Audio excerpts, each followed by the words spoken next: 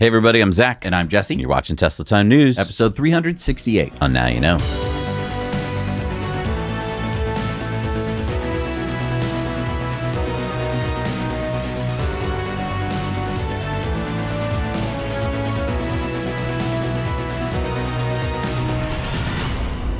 Today's video is brought to you by Moomoo. Moomoo is a technology-driven trading app born in Silicon Valley that aims to help investors easily trade like a pro. It's free to download. You can sign up using the link in the description and contains a ton of free research and analysis tools.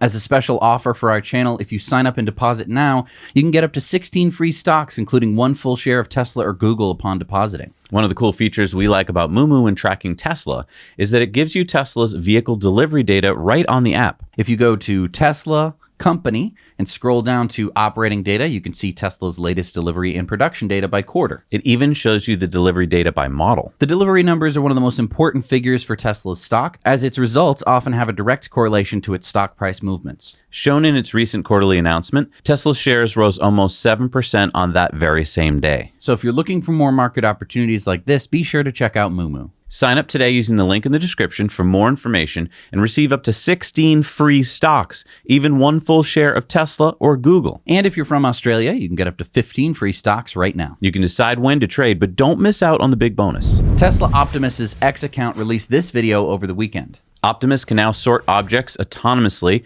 Its neural network is trained fully end-to-end, video in, controls out. Come join to help develop Optimus and improve its yoga routine. Along with a video showcasing that Optimus can now self-calibrate its arms and legs. Using only vision and joint position encoders, it can precisely know where its limbs are in space. And because it can self-calibrate, it can learn tasks more efficiently, like this task of putting different colored blocks into different piles. Look at those fingers. Look at how it counterbalances its body. It can even do this task while a human changes its reality. It can even correct an action, like here where it put the block down on its side and then picks it back up and places it properly. Then it can do tasks like unsorting. And then it's time for some yoga. Again, look at that balance.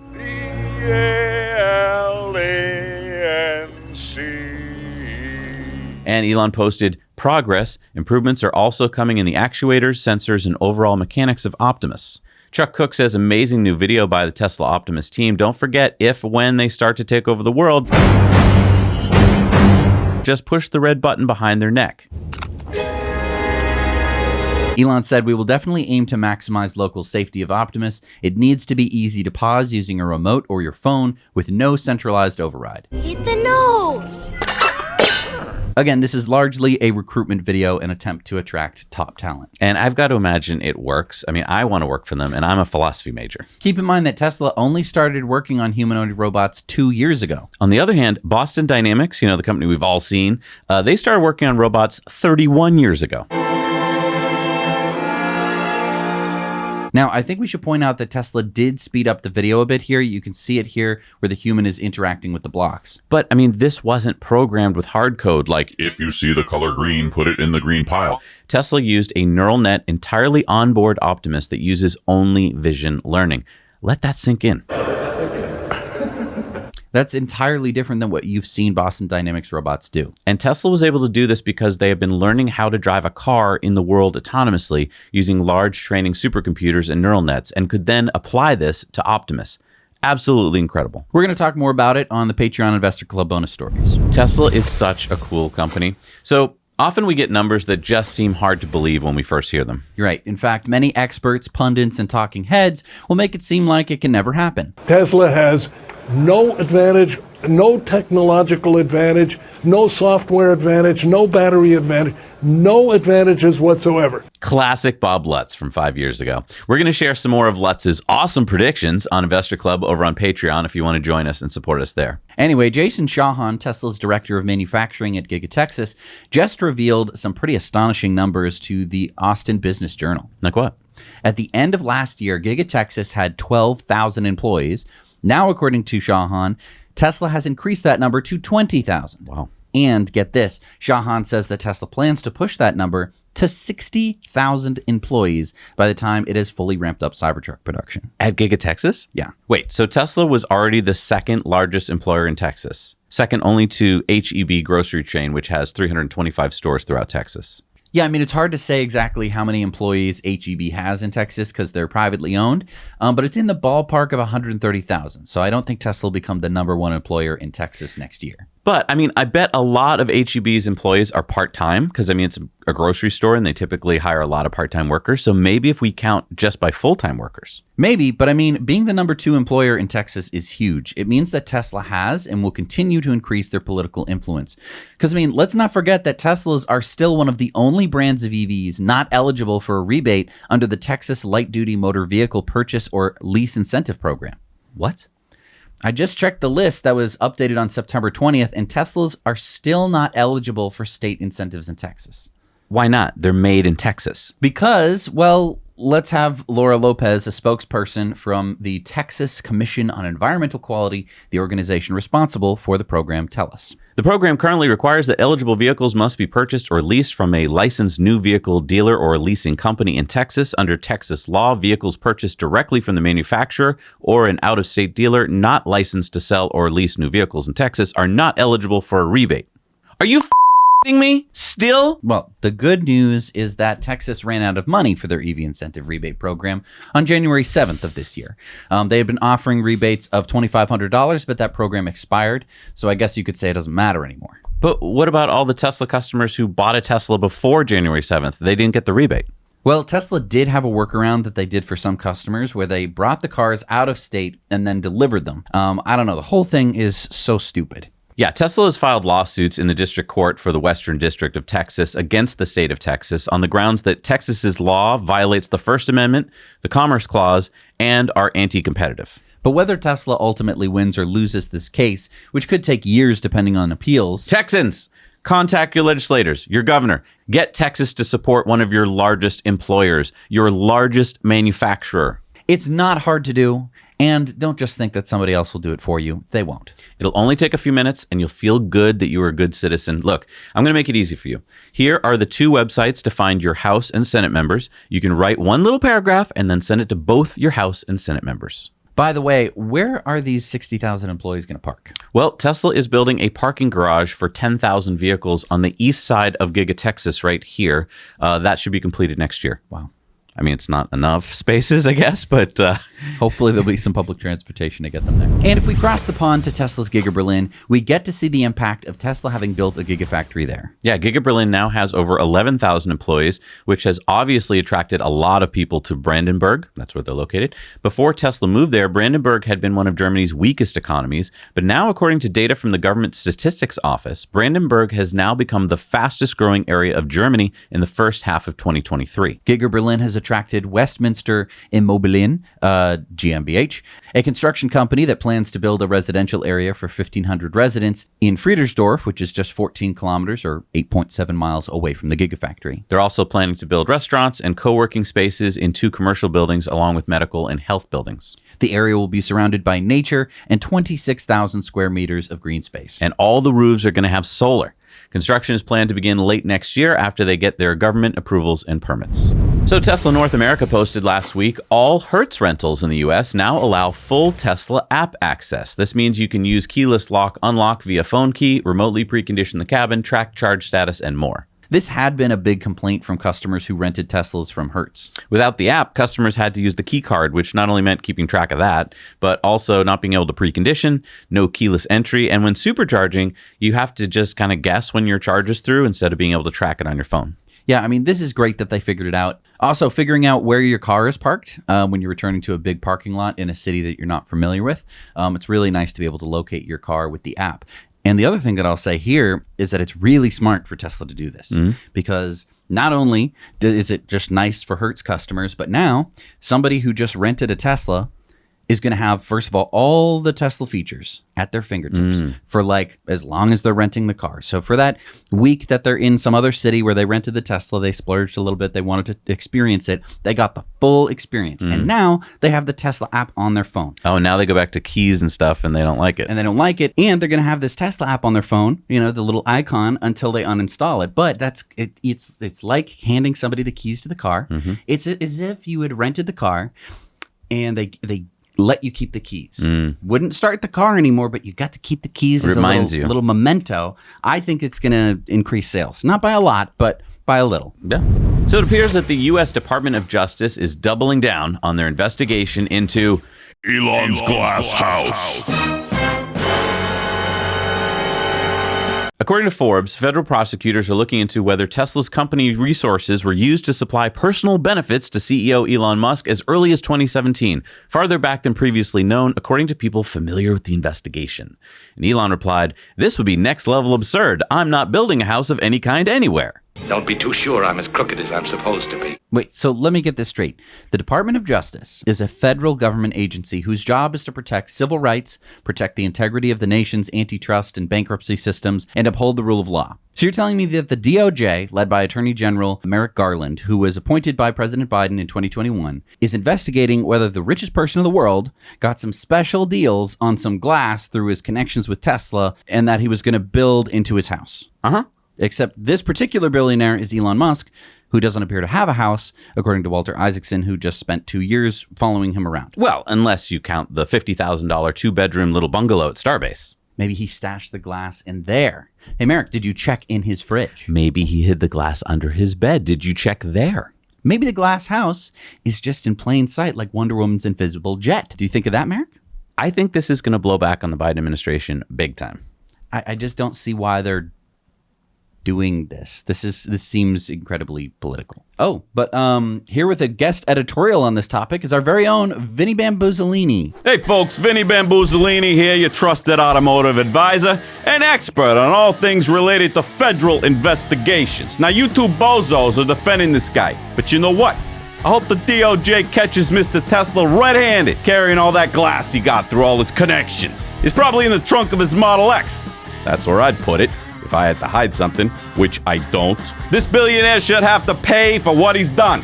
How dare he get glass at a discount for a house he doesn't even have? How dare you not have a mansion, Mr. Tesla? What kind of billionaire are you anyway with the 375 square foot house? That's smaller than most billionaires' slipper closets. You're giving billionaires a bad name, and I hope the other billionaires don't let you in their club with their secret billionaire handshakes, because you are not the kind of billionaire I want representing us Americans. And another thing, I shouldn't be telling you this, because it's basically free advice on how to avoid the feds. But Mr. Musk, I hear you got like 5 smartphones. You gotta ditch them, throw them in a lake. Here's what you do when you want to call your glass connection. Find a payphone somewhere in town. Make sure you're not followed, and always speak in code. Like replace the word glass with milkshake, and the word money with french fries. So it goes something like this. I'm waiting on my milkshake. When are you gonna have that delivered? I already gave you the french fries.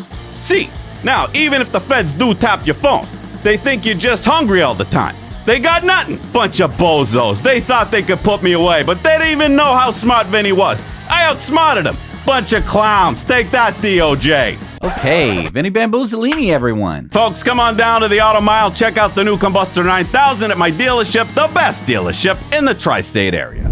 Okay.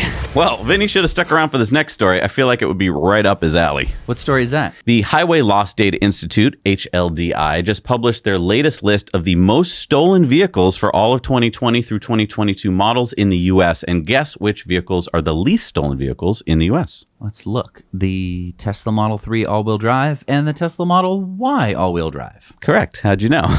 So I thought this was interesting. The average car in the U.S. has a stolen claim frequency of 0.41 claims per 1,000 insured vehicles. So let's do some math. About 1 car stolen for every 2,500 insured. Now, if you look closely at this chart, you'll see that column on the right, it's labeled relative claim frequency, where 100 equals average. Okay, I see. So the Model 3 and Y have a relative claim frequency of 3. So that means that while the average car gets stolen once out of every 2,500 insured cars, the Model 3 and the Model Y get stolen 33 times less often, or about once out of every 82,500 cars insured. That's insane. What are the most stolen cars in the U.S.? Well, apparently car thieves like Dodges. You're 22 times more likely to have your Dodge Charger Hemi stolen and 61 times more likely to have your Dodge Charger SRT Hellcat stolen than the average car. As Hildy's senior vice president Matt Moore says, if you own a Hellcat, you better check your driveway. These numbers are unbelievable. Holy crap. I mean, looking at this list, 6 out of the 20 models with the fewest claims are electric, and all 4 Tesla models made the least stolen list. Yeah, I'm guessing that car thieves are deterred by Sentry Mode and the fact that they probably know by now that Teslas are trackable. That would be my guess, but also maybe that car thieves watch Tesla Time News and have learned that Teslas aren't the best targets. I mean, another thing is, too, like, how do you start the car unless you're a computer hacker? I'm in!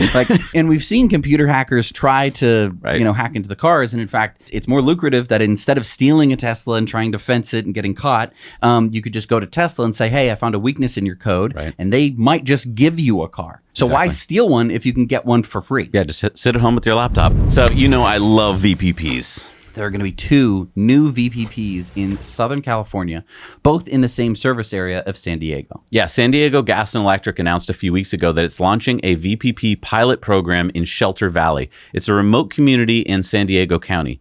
They have been testing it virtually since December, and then they tried it for realsies 3 times in August as the temperature soared. So far, they seem to have good feedback from participants. So we'll put a link in the show notes to the program website because participants who are selected can get free battery systems if they already have solar and other perks, but you obviously have to live in that area. So what's the other VPP? So Tesla has just opened their VPP up to participants in the San Diego Gas and Electric service area as well. You can get an estimate of how much you can earn by using your Tesla app. It'll estimate based on the size of your system and your usage. SDG&E has time of use rates that go from 24 cents roughly per kilowatt hour during way off peak times to as high as, get this, 75 to 80 cents per kilowatt hour during on peak times, especially when the temperatures are high. So last year during the record heat wave, spot prices for electricity shot up to like $2,000 per megawatt hour in parts of California. What's the normal rate? Like $50 per megawatt hour. Crap. Could you imagine how much money you could make by arbitraging those differences? So Tesla appears to have more than doubled the amount of batteries in their VPPs in California from last year. Last August, Tesla had about 3,200 homes participating in the VPP with about 50 megawatts across California.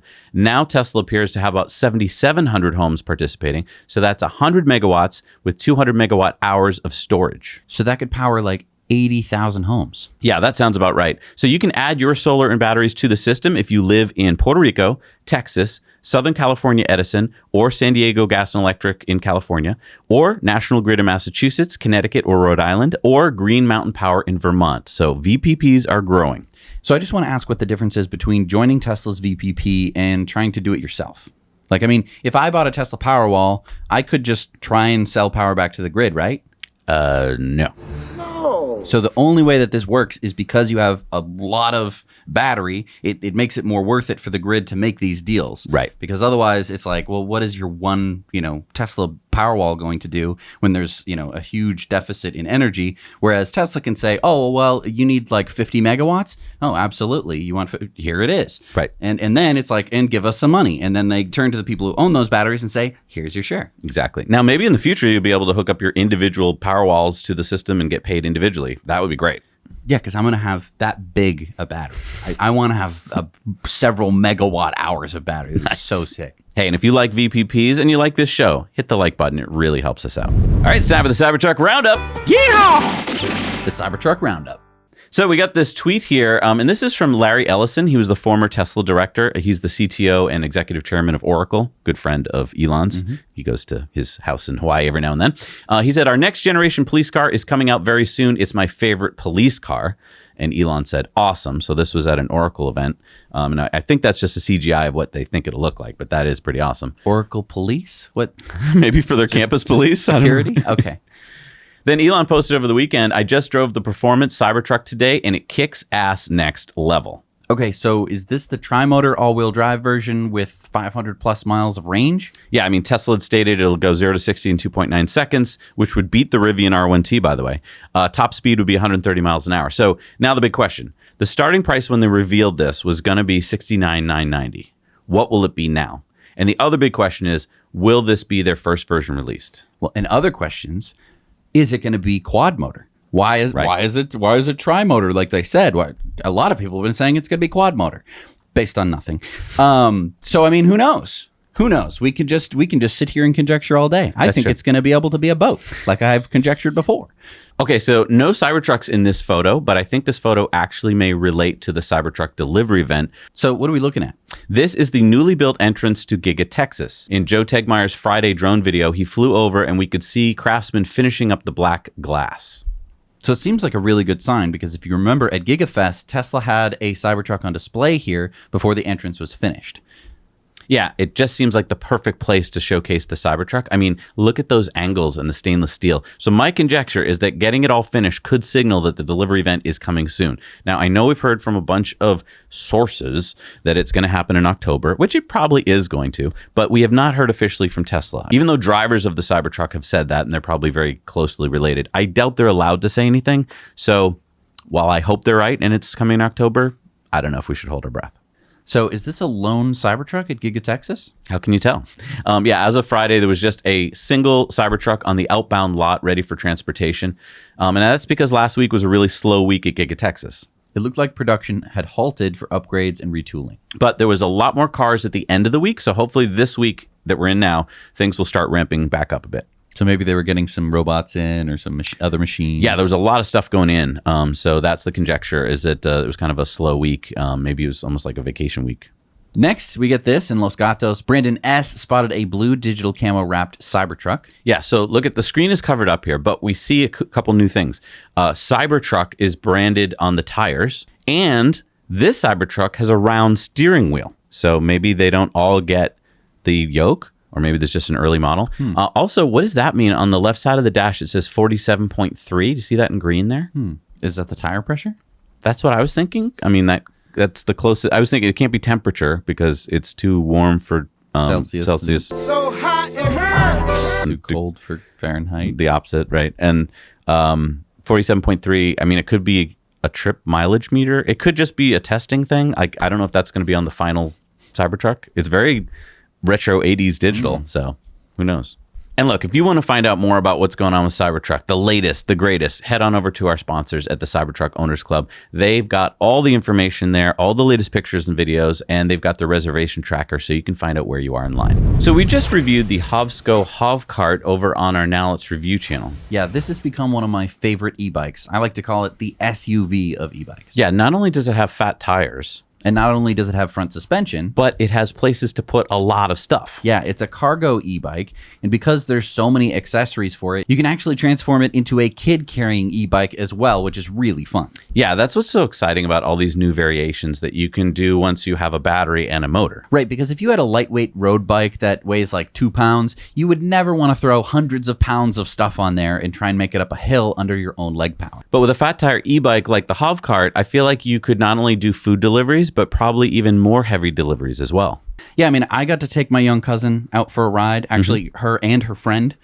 So you can fit 2 kids on there. Oh, really? And I mean, it didn't feel any harder than pedaling a normal e-bike.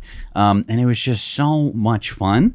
And they loved it. It's such a fun way to, get out and about, and it has so much carrying capacity, even with just the kid section. You don't even need that rear basket because the kid thing has like, not sides, but you can put a box in it or a bag. And so, we've used it for like picking up groceries. We've used it for, going out and just bringing stuff around. It's so cool. Well, and I had a friend who rides regular bikes his whole life. And then I put him on the fat tire e-bike here.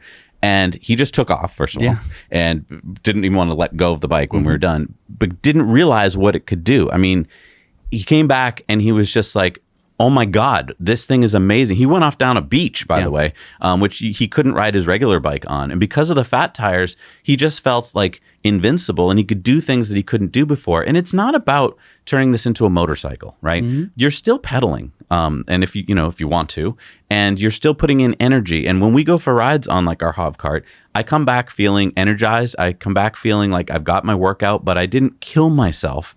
And I mean, if you want to kill yourself, just turn off the motor and put all the leg energy into it that you want. But if you get to that hill that you normally would have been like, no, I'm going around, you can just go up. And I think that that's the part where if you don't experience this firsthand, you just don't know what we're talking about. And that's the cool thing about the fat tire too, is normally fat tire bikes were only made for like just flat beaches, because they were so hard to pedal that it just didn't make sense for you to be taking it off road. Here you can take it on. We've taken it on some pretty crazy trails. We've gone like we'll be riding along and then there'll just be this giant hill and we just bomb up the hill. It's so much fun, and then we're up at the top of the hill, which normally would have taken us probably like 10 minutes of like pushing our other bikes or something like that. I just urge you, if you haven't tried an e-bike, check one out. And I think that the HovCart e-bike is the SUV of bikes. Yeah, it really is a lot of fun. If you want to learn more about it, we urge you to head on over to our Now Let's Review channel, where we review all kinds of e-bikes and e-scooters, EV chargers, and more. And right now, Hovsco has a deal on their HovCart. So head over to their website and you can check that out. Nice. So let's be honest, it's probably not that interesting to talk about EV models that are only available in another country. That's why we don't spend a lot of time talking about every new Chinese EV that comes out. We've all heard of BYD, the Chinese EV company, aiming at 3 million vehicle sales this year. They're the biggest EV maker in the world. Well, hang on. That's if you include hybrids. If we're talking about pure BEVs, then Tesla is number one. True, but BYD is China's largest automaker, and as of last Friday, they launched their Dolphin EV production in Mexico. Here is their Mexican version, which starts at $539,999 Mexican pesos. How much is that in dollars? $31,000. Oh. Don't worry. Yeah, it looks like a leaf and a bolt had a baby. Yeah, the Dolphin is powered by a 70 kilowatt front wheel drive motor and a 45 kilowatt hour BYD LFP blade battery for about 405 kilometers or 251 miles of NEDC range. So NEDC, yeah. BYD claims that it has class-leading efficiency of 11 kilowatt hours per 100 kilometers, or if you do the math for people who don't think that way, because that's the European way of thinking, 177 watt hours per mile. Wow. So that's 5.6 miles per 1 kilowatt hour. I mean, that's better than my Model 3. If they're right about the range numbers. Now, doesn't BYD sell a European version of the Dolphin? Yes, the EU version was launched in June, and it has a bigger 60 kilowatt hour battery, and BYD already launched it in Japan as well. In fact, it's selling quite well. The 500,000th Dolphin just rolled off the production line last week. Yeah, BYD has seen profits double in Q2 to $933 million. And now BYD is the top-selling automaker in Brazil, Colombia, Israel, and Thailand. Okay, so what's Tesla's market share in battery EVs compared to BYD? As of the first half of this year, Tesla has a 21.7% market share versus BYD, which has a 16.2% BEV market share worldwide. Okay, so if BYD were to launch the Dolphin in the US at the same specs and prices as the Mexican version, how do you think it would fare? Well, let's go back to the range first.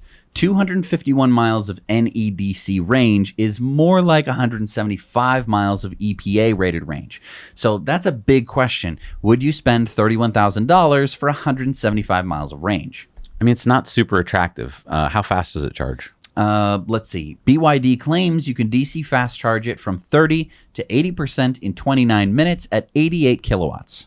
Okay, so super slow. I mean, that's only a little bit faster than a Bolt. Yeah. It seems like a subpar Bolt to me because I feel like it just, I mean, who's going to want to buy from a brand that they don't have a lot of experience with? But let us know below. I mean, does it meet your needs for the price? Yeah, I mean, I think I might just go with the Bolt, right? It's still cheaper to buy the Bolt than it would be to buy this, Chinese EV. But I mean, GM said they're going to discontinue it, so you might have no choice. You might have they to weren't going to discontinue it. Yeah, they're going to revamp it. What do you? Come on. I don't know. It's not going to cost the same, but it's going to be the same model technically. I don't know how much longer they're going to keep it, but we'll see. We'll see. And I'm not sure how long GM is going to be in business. That's a good point. But would you put a Dolphin in your driveway? Well, if we're considering the BYD Dolphin EV, I guess we should also consider the 2024 Kia Niro EV. Okay, so this is basically the second model year following their refresh. Right. Not much has changed since 2023, since It is 2023, but we're talking about the 2024 model, whatever. Mr. Krabs, I am so confused. As you may remember, the all-electric version of the Niro was launched in 2018, and then in 2022, Kia refreshed the Niro. Okay, so this is a 4-door compact SUV starting at $39,600 for the Wind version and $44,600 for the Wave version. And that does not include the $1,325 destination fee. So pretty much the same price as last year. Well, I think it's about $50 more. Okay, so what do you get for that? Both versions have a 64.8 kilowatt hour battery with 253 miles of EPA rated range, 201 horsepower, 188 pound-feet of torque. It has some pretty standard ADAS features, also has a heads-up display, vehicle-to-load capabilities, and a lot of cargo space. In fact, in this year's model, they've added a dual-level cargo floor as a standard feature. Anything else in this new year model? Did they add any colors? Actually, they took away some colors, so you can no longer get the light gray interior package, and you can't get the fire orange metallic exterior paint. I don't know. I mean, I think, again, if it weren't for Tesla, this would be a pretty attractive car. But with Tesla, it's like, well, it's not the safest car. It doesn't have a supercharging network. It's not that fast. Right. The range isn't as good. Right. Price, while it's fine, you are not going to get the $7,500 tax credit because it is not made in this country. Right. So, I mean, you could pretty much get a Model Y for the $44,600 price. Yeah, and I think you would want to. Well, and probably the biggest, most important factor is that it doesn't have NACS. Exactly. Why am I buying a car that doesn't have NACS? Right. Stupid. Hoverflyer and News Chopper 10 flying over Austin this evening. What's going on, Bert? Well, Ted, it appears that about 20 Chevy Bolt owners have decided to demonstrate in the streets of Austin tonight, and they are tying up traffic for blocks. Chevy Bolt owners, Bert? How can you tell? Because they're all driving Chevy Bolts, Ted. Pretty obvious. Duh. And this bunch of Chevy Bolt owners must have quite a bit of money because they've all had them wrapped with the same orange and white wraps. Bert, do those Chevy Bolts happen to have LiDAR on the roof? It does look like they all have something on the roof. Yes, Ted. Do you know this group? We're lowering down a bit closer, and I can just make out the name of their group. It's plastered on each of their cars. It says Cruise. Bert, I think what you're seeing there is Cruise robo-taxis. Robo what, Ted? Cruise Automation. It's GM's autonomous electric taxis that drive themselves. No, Ted. What I'm seeing are cars. Cars, Ted, driving on streets in Austin. Okay, Bert, we're going to cut to our reporter on the ground who has footage of the incident. So Cruise has dozens of Chevy Bolt robo-taxis. Bert didn't know what he was talking about. They're now operating in Austin, Texas. And what happened is that a bunch of ride sharers took these robo-taxis to a high-demand part of town. I guess there was like an event or something at the same time. And one of the cars tried to make this right turn and ended up blocking the intersection. Luckily, no one was hurt. And as soon as Cruise engineers figured out what was happening, they remotely took over a couple of cars and cleared up the congestion. Now, if you've ridden in a Cruise lately, please share your photos and your videos and your feedback with us at hello@nowyouknowchannel.com. And yeah, I would like to point out, nobody got hurt. It really wasn't a big, long tie-up. It really only lasted a few minutes. But it is funny to see this many robo-taxis in one place. Right. Well, and that they don't work together. That they're hard-coded. I mean, if something goes wrong, they can't think for themselves like humans could do, which would be like, okay, I'll back up or I'll, slide over here so you can move past me. Right. Hey, and if you want to share a story you've seen on today's show, but you don't want to share the entire episode, you can not only head over to X, where we have lots of clips, but you can also go to our Now You Know Clips channel on YouTube, where we chop them into bite-sized clips that are easy to share. All right, it's time for Going Green, sponsored by our friends at Henson Shaving. All right, so this morning I did not have a chance to shave my Henson shaver, so I'm very What happened? sad. Did you run out of blades? No, it's just I'm not feeling well, so I'm like... Don't feel like shaving. Feel like, but I love my Henson razor. I can't wait to use it later when I have a little bit more time. I mean, I love this thing. I think you're going to love it. You can get 100 free blades if you check out and use our code NowYouKnow at checkout. All right, so what's better than going to IKEA and walking around the store for hours looking at some Orfjals and Bjorksnasses? Yes, the Swedish meatballs and the lingonberry sauce, of course. Well, now there's going to be another thing to look forward to at some IKEAs in the U.S. Solar carports. The IKEA in Paramus, New Jersey has already completed their carport. Yeah, and actually IKEA completed their first solar carport way back in 2021 at their Baltimore store. And IKEA says that they will be installing them at 6 more U.S. locations, including Brooklyn, New York, Covina, California, New Haven, Connecticut, Stoughton, Massachusetts, Tempe, Arizona, and the IKEA fulfillment facility in Tejon, California. And in fact, I saw them taking out all the lights over their parking lot at the Stoughton one, and I saw the big stacks of solar panels that they were going to install. Oh, that's so cool. So when all these carport projects are completed, just the carports alone should be producing over 14 gigawatt hours of annual production, offsetting over 6,000 tons of carbon emissions. And let's not forget that IKEA has already installed solar at all 54 U.S. locations with 935,000 solar panels already installed. And if that wasn't already awesome, IKEA just announced that they are launching a renewable heating and cooling project to replace and optimize existing HVAC systems with high energy efficiency and coefficient performance. It'll start with 5 stores this year in Canton, Michigan, Draper, Utah, Round Rock, Texas, and Tampa and Orlando, Florida. IKEA says it'll take about a year to complete and stores will remain open during the work. IKEA US has a goal of eliminating fossil fuels from its operations by 80% by 2030. Makes me want to go get some Firkenting and Fadersmoln. All right, it's time for Sunspots. If you live in the Midwest, you may know about the Sherco Solar Farm, which is owned by Xcel Energy. It was already going to be one of the largest solar farms in the country when it's completed. The Minnesota Public Utilities Commission last week unanimously approved adding 250 megawatts to the existing 460 megawatt solar farm, which is currently being built. So the new 710 megawatt, $1 billion project should come online at the end of 2025 and would become the largest solar farm in the upper Midwest. They'll be able to generate enough power for 150,000 Minnesota homes annually. And what's even better is that Xcel is actually going to replace one of 3 coal-fired plants, which is currently the largest power plant in Minnesota. This is happening all across the country as coal plants get more and more expensive to operate and get older and older and require more and more maintenance, and a lot of utilities are deciding to shut down coal plants and replace them with solar and wind. Xcel Energy says it plans to shut down all of its coal plants by 2030. And if you'd like to replace your coal plant and put solar on your roof, contact our friends at Energy Pal. They know all the details, all the rebates, all of those tax incentives and things that you don't know. They're up on them, and they'll let you know all of that for free. Link down below. Let them know that Zach and Jesse sent you. And it might actually shut down your coal plant. Exactly. I mean, I know you don't have one in your backyard, but maybe somewhere they are running a coal plant to keep your lights on. And if you and all your neighbors start replacing it with solar, it's going to be less and less profitable to keep that coal plant running. Exactly. It's that time of year. Drive Electric Week is here. There are events going on all around North America as we speak. Over 200 events, in fact, throughout the U.S. and Canada, and even one this year in Mexico City going on through October 1st. Our buddy Jeff is holding his annual EV event in Shrewsbury, Massachusetts at the Hertz Candy from 2 p.m. to 5 p.m. If it isn't raining, head on down for free $300 and swag raffle, free pizza for drivers, annual summons race with the 4 models of Tesla, vendors like All Set Auto, Tesla Rents, Eco Auto, Inductive Auto Works, among others, will be in attendance. Test drives and rides will be available for many types of EVs. And hopefully, we will be able to make it with our Rivian R1T and Ford Lightning pickup trucks. And maybe we can bring something fun to give away. Yeah, and get more info by going to this link. Next up is Will from TeslaJigsaw. Hi Zach and Jesse, Will here from TeslaJigsaw. I've just returned from Westminster in London, where I've been supporting the launch of a new organisation called Stop Burning Stuff, which has been set up by the CEO of Fully Charged, Dan Caesar, Robert Llewellyn, and ex-Top Gear presenter, motoring journalist and transport campaigner Quentin Wilson.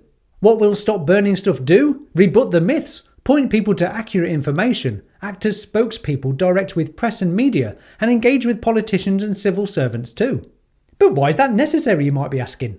We are fighting an endless barrage of FUD, misinformation and lies spewing from headlines in mainstream media day after day regarding electric cars and renewable energy, which unfortunately gets absorbed into the brains of the general public, celebrities and of course politicians.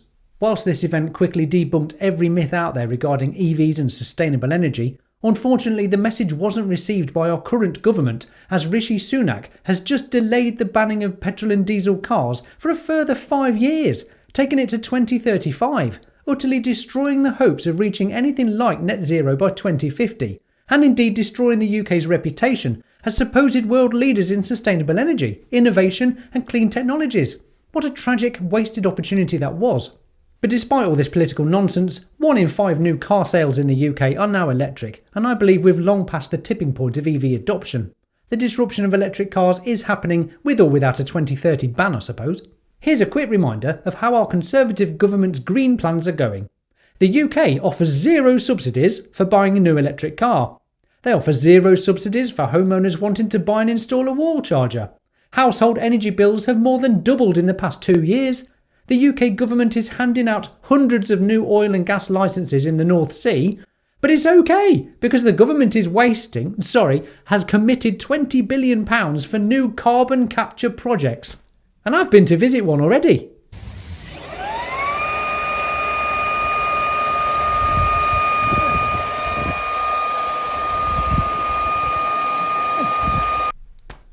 Turn off the taps of fossil fuel emissions or try to suck it up. I wonder which makes more sense. If you'd like to lend support to the Stop Burning Stuff campaign, you can contribute at patreon.com/Stop Burning Stuff. And as a newbie to the world of YouTube, I'd really appreciate your support too. Find me on YouTube and X at TeslaJigsaw. Thanks guys, back to you in the studio, now you know. Thanks, Will. Everyone, go subscribe to Tesla Jigsaw. Show Will some love for his awesome reporting from the other side of the pond. Next up, we have Ellie in space with our SpaceX update. Hey, Zach and Jesse, check out this photo. This is a Falcon 9 launching, and I'm showing you this because SpaceX now has 2 Falcon 9 boosters in their fleet with a record-tying 17 liftoffs and landings. Elon reposted this saying, rocket reuse is now happening at scale, and he's right. However, what we aren't seeing at scale yet is the reuse of Starship because we just simply haven't had the green light yet for another launch, which is unfortunate. And we had another hiccup in the plans for a second integrated test flight. And this one I actually posted about on X, and to my surprise, Elon responded. I talked about the hang-up from the Fish and Wildlife Service. We know that the FAA has been working in tandem with SpaceX for this next flight. They need to get a new license entirely, but it's not just the FAA they need the green light from, they also need the green light from the Fish and Wildlife Service. And we learned that that review process could take as long as 135 days. I wrote a post saying that the US Fish and Wildlife have yet to review SpaceX's upgrades since the first launch in April, you know, the ones where chunks of the pad had been scattered all around stage 0. Now this could push back the next launch window by months, and I wrote, this is what none of us want to hear. The agency still needs to review SpaceX's plans to operate a water deluge system during the next launch of its Starship rocket. This process could take anywhere from 30 to 135 days, the Fish and Wildlife Service said in an email to Bloomberg News. Which, thank you to Bloomberg News for doing this investigative work, because Elon replied saying that is unacceptable. It is absurd that SpaceX can build a giant rocket faster than they can shuffle paperwork. And I mean, he has a point. Now, this has obviously made some people very upset.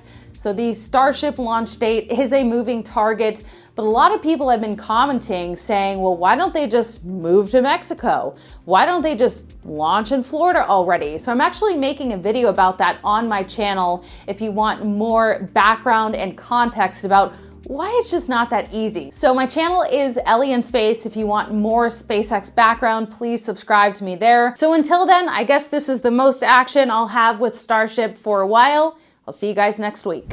Thank you so much, Ellie. And you know what, folks? The U.S. Fish and Wildlife Service, you know, the federal agency that's holding up the launch, well, if you're upset about this like we are and Ellie is, you may want to let them know how you feel. The director of the Fish and Wildlife Service is Martha Williams. Here is her work address and phone number and her email if you'd like to send her a letter or an email or make a call. Remember, keep it polite, to the point, but let your voices be heard. All right, it's time for our video contributor stories. Remember, we need your stories. Send them to us at hello@nowyouknowchannel.com. Keep them 2 minutes or less. Shoot them in landscape. Good audio, no music. And here we go. Our editor, David, sent us this story about his Tesla Owners Club, helping to set up new Tesla owners' cars. Hey, Zach and Jesse, Dave here, and I'm at the Tesla Service Center here in Raleigh, North Carolina, and I'm here as part of the Tesla Owners Club of the Triangle here, and we are here today to assist new owners and getting their cars set up, answering any questions that they have. Since it's end of quarter, all the people in there are really busy. They're expected to do about 70 to 100 cars today, so I'm here to be able to help out, answering questions, and help relieve some of the stress on them. So just want to let you know about this cool thing we get to do with Tesla, and now you know. Thank you, David, for volunteering your time and doing that. I mean, 75 or 100 cars in a day. I mean, there's no way they could keep up without some help. So thank you, David, for doing that. All right, it's time for our Patreon bonus stories. And on our stories this week, which you can get, by the way, by going over to patreon.com/9know, $1 a month, you get all of our Patreon bonus stories. This week, we've got the arrest of a Tesla vandal caught on Sentry Cam, along with our Investor Club has bonus stories. We've got a whole bunch of goodies there for you. So please go support us there. We really appreciate it.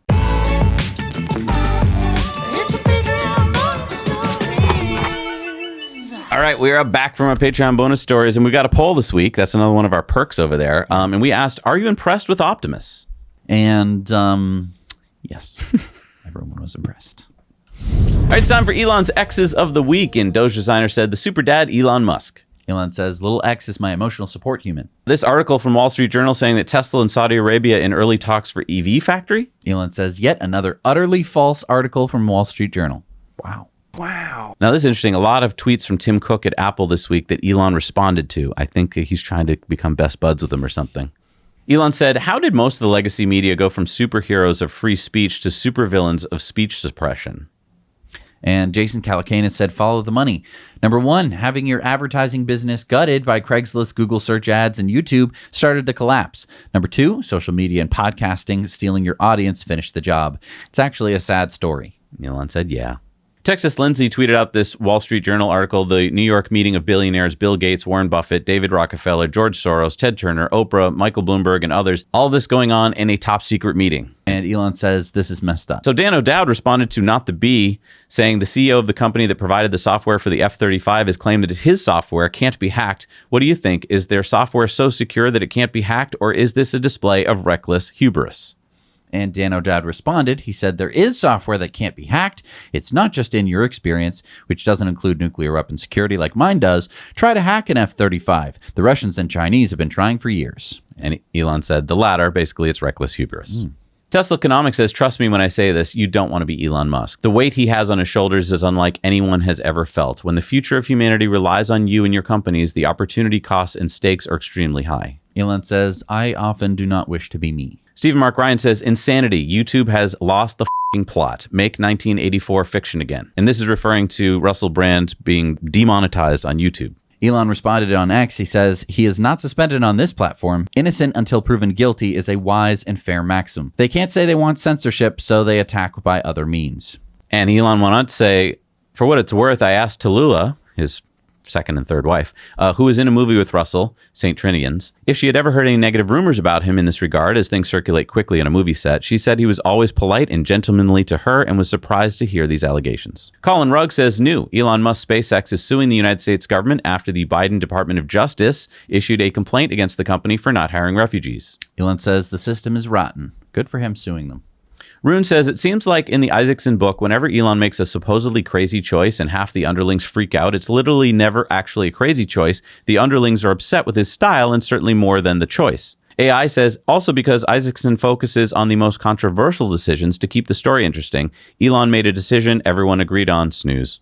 Elon said, exactly. Neuralink says, we're excited to announce that recruitment is open for our first in-human clinical trial. If you have quadriplegia due to cervical spinal cord injury or amyotrophic lateral sclerosis, you may qualify. Learn about it by visiting our recent blog post. Elon said the first human patient will soon receive a Neuralink device. This ultimately has the potential to restore full body movement. In the long term, Neuralink hopes to play a role in AI civilizational risk reduction by improving human to AI and human to human bandwidth by several orders of magnitude. Imagine if Stephen Hawking had had this. Kimball Musk, Elon's brother, says, I've always loved to cook, especially on my birthday. Elon said, happy birthday, bro. Doge Designer says, in his college days, Elon Musk converted his house into a nightclub and charged a $5 entry fee to afford rent. Elon said, we held the biggest parties on campus. Other parties were free. Ours was $5, but worth it. Doge Designer says the media is a click-seeking machine dressed up as a truth-seeking machine. Elon said they were somewhat forced into this position out of desperation since Google, Facebook, Craigslist, etc., us too a little, took most of their advertising revenue. Doge Designer says X is the #1 news app on the App Store in my country. What about yours? Elon says, product matters. Almost no one understands how much this platform will evolve. When something is useful and entertaining, people use it. Elon went on to say long-form posts on this platform are now at 3 billion views per day and rising. This is roughly on par with all newspaper article views on Earth. Jeff said, I'm starting a petition to put Tesla Superchargers at every In-N-Out location. This is awesome. Elon agreed. Holmar's catalog says, hey, Dan O'Dowd, quick question. If your Integrity OS never fails and can't be hacked, can you explain how these vulnerabilities work? And Larry Goldberg says, in my 50 plus years of building software systems, I have never before come across anyone foolish enough to claim 0 errors in a complex piece of software. No serious engineer would make such a blunder regardless of pride of authorship. The man can't be taken seriously. Elon said, yeah. Andrea says, Ave Maria. Elon says, one of the finest pieces of music ever. Ave Maria, Bach's Air on Piano, and Conte Patiro are 3 of my all-time favorites. Lex Friedman says, love and truth will win in the end. Elon says, I hope so. He went on to say, there's no easy way from Earth to the stars, and that's a quote from Seneca in 40 AD. Constantine says, many people can't tell the difference between defending a principle, which applies to a person they dislike, and defending that person. I genuinely wonder if they are doing it on purpose, or they're somehow incapable of understanding the difference.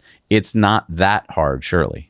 Elon says, most people, maybe all, are instinctively moral relativists. If you're perceived as being in the group, you can do no wrong, whereas those outside the group can do no right. This instinct can be overwritten, but requires a strong commitment to truth over convenience. Alex says, America's first legal is suing Biden's Federal Trade Commission for illegally concealing documents on government targeting of Elon Musk and X. And Elon said, it's disturbing that a government agency will allow itself to be corrupted by politics. Austin said the bureaucrat-builder ratio in the United States is absolutely out of control. Elon says, late-stage civilization vibes. Not Elon Musk says, when you realize you built a 394-foot rocket faster than the U.S. Fish and Wildlife Service can push a bunch of paperwork across a desk. Elon said, seriously, this actually happened. The Prime Minister of Thailand posted, met with Elon and team during my trip to New York. We had a good conversation on Tesla, SpaceX, and Starlink technology. I'm impressed with the advance the group has made for the humanity, and we share a common view of the future for a cleaner world. We look forward to further discussions, look forward to more inspirational successes of the EV space exploration breakthrough for not only Thais, but also the global community. Elon says it was an honor to meet. Thailand has a very exciting future. Maybe a hint about another gigafactory. Yeah, maybe.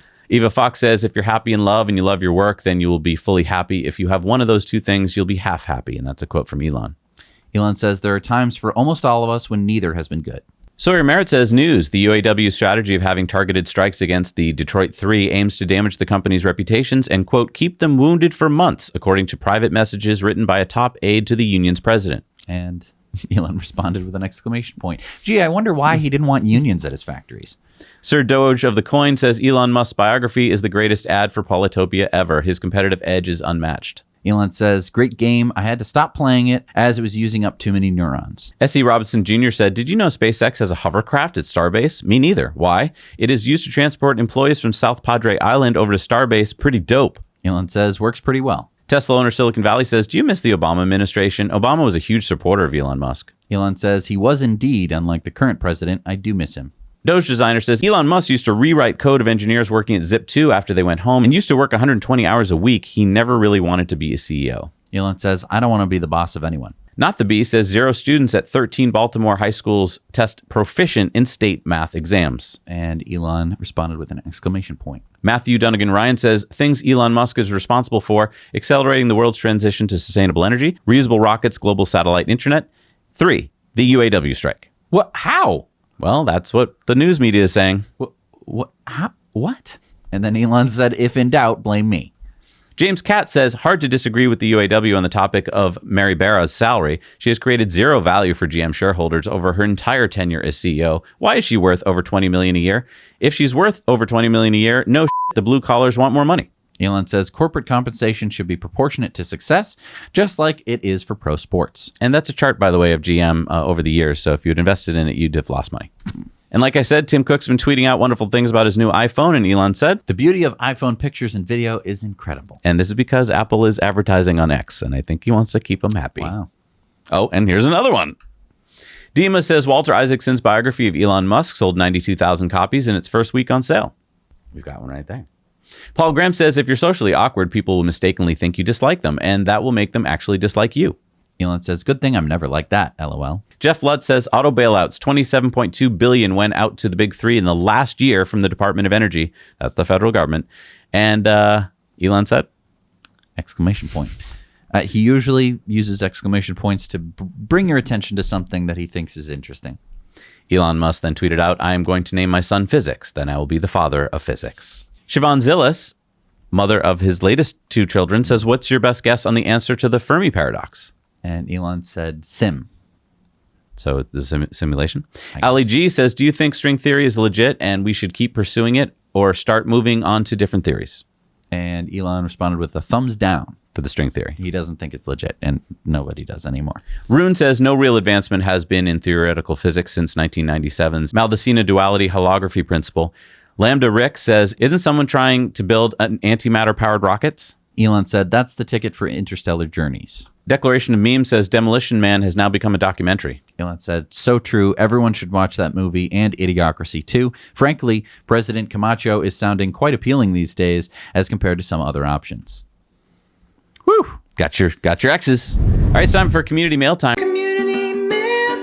Remember to share your stories, your photos, and videos with us at hello@nowyouknowchannel.com. Fred spotted this Citroën Ami, spotted in Matera, Italy. Anthony sent us these pictures of EVs around Munich. Wow, we even get a hypercar. Nice. That isn't driving. Vico spotted this electric bus in Estonia. Delma saw this Model Y with an FSD bumper sticker. That's awesome. Lisa spotted this Rivian R1S in La Jolla, California. Mike sent us these pictures of the VW ID Buzz from Thailand. John spotted this Lucid Air and BMW i4 M50 charging next to his Model S at his condo in Boston, Massachusetts. Harry saw this purple Model 3 near Würzburg, Germany. Look at those wheels. Owner sent us this picture of a Polestar 3 they saw in Toronto, Canada. Les spotted this Tesla Model Y towing a Tesla ride-on lawnmower in Schaumburg, Illinois. You think it's electric? I mean, we know how to make them electric. It could be. And Patrick sent us these pictures of his Model Y supercharging in Germany and Prague while on a road trip. Thank you so much, everybody, for sending those in. All right, it's time for Supercharger reviews, but first we've got a beautiful Supercharger. Well, kind of. Check this out. Hi, Zach and Jesse. This is Sean coming at you from beautiful Lake Louise, Alberta, Canada. I am at the Tesla destination charger. There are 4 stalls here. 2 of them are regular Tesla stations, and the other 2 are the 1772 that require adapters so they can be used for other vehicles. The chargers are free, and the views are stunning here. I am actually kind of right down in town, tucked into the trees. The actual lake itself has the Chateau Lake Louise that has a destination charger up there as well, which is quite beautiful. The location that I'm in here is actually pretty convenient. There are bathrooms at the Husky right behind me, and there's a convenience store there. And then over at the Sampson Mall, we've got more public bathrooms, and there's a sports store that rents skis and outdoor equipment in the winter here, as well as things in the summer. They've got a grocery store. They've got a great little bakery.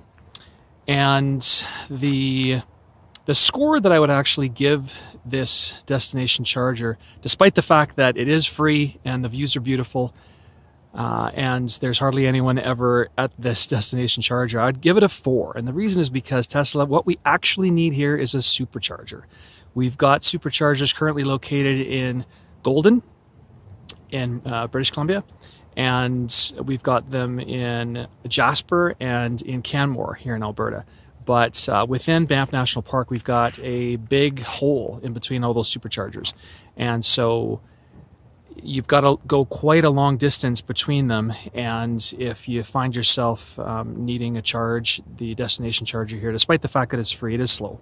So Tesla, please, we badly need a supercharger in this location to really kind of tie up this section of the Trans-Canada Highway here. Great, thanks so much. Now you know. Yeah, so that's Lake Louise in Alberta. If you take a look at the map here, this is the hole he's talking about. So really good feedback there, Sean. Thank you so much. Maybe Tesla will install a supercharger here because it sounds like it's needed. Supercharger voting. Let's get on it. This is Graham Calder with another Supercharger review on our road trip from Chelsea, Quebec to St. Andrews, New Brunswick.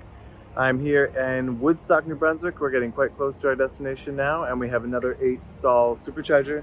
There is no pull-through station here. However, we are located right beside a Irving Big Stop, which has a big convenience center, a convenience store, and a large restaurant. There's also a Murray's, which I've never been to, but looks like a big restaurant, and there's a Tim Hortons right around the corner. It's immediately off the highway. It's pretty noisy and stinky because of the large truck stop, actually, for filling all the big transport trucks.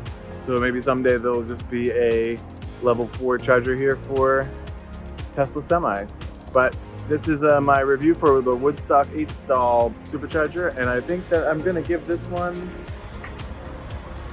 I'll give this one a 7 out of 10. It's nothing extraordinary, got some basics, got the Tim Hortons, and we'll see how the bathrooms go. All right, Now you know.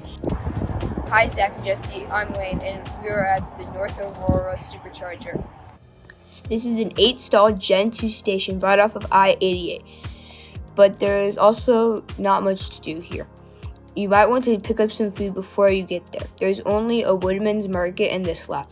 While it's right off of I-88, since it is a Gen 2 and not much to do, I'd give it a 6 out of 10. Now you know.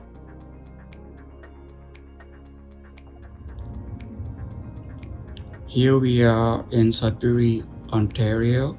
This is a 8-stall supercharger located in a shopping center parking lot. There are lots of food and washroom choices, including a picnic area and a place for pets to relieve themselves. We give this a score of 8 out of 10. Hi, Now You Know community. This is Joel at the Hanover, Massachusetts 12-stall version 3 supercharger. Speeds are good. Lighting is just okay back here. There's some lights, but you're behind a grocery store, so I don't know at night if this would be that great.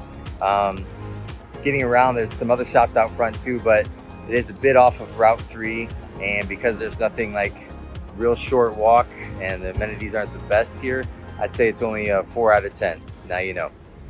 Thank you so much for doing Supercharger reviews. If you want to see a map with all the Supercharger reviews that have ever been uploaded there, you can head over to our website, nowyouknowchannel.com. And I guess I misspoke. You don't have to review a new Supercharger. You can review one that's been there for a while or that's been already reviewed. Maybe there's some new amenities or maybe it's just your take on it. So like you can review it as many times as you want.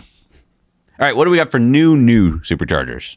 We got the 6-stall in Nanning, China. We got number 1823 in China, the 3-stall in Beijing. Number 62 in North Carolina is the 12-stall in Gastonia, North Carolina. The 12-stall in Reading westbound in UK. We got the 24-stall in Ontario, California at Vineyard Ave. We got the 8-stall in Hamilton Township in Flock Road, New Jersey. We got the 24-stall in Geneva, Switzerland. We got number 33 in Switzerland, a 4-stall in Locarno, Switzerland. The 12-stall in Moreno Valley, California. 12-stall in Calamasa, California. Number 40 in Arizona is the 16-stall in Mesa at West Guadalupe Road. Number 87 in Japan is a 3-stall in Kaizuka, Japan. Number 158 in France is the 8-stall in Varennes-Vazel, France. Number 75 in Italy is the 12-stall in Teramo, Italy.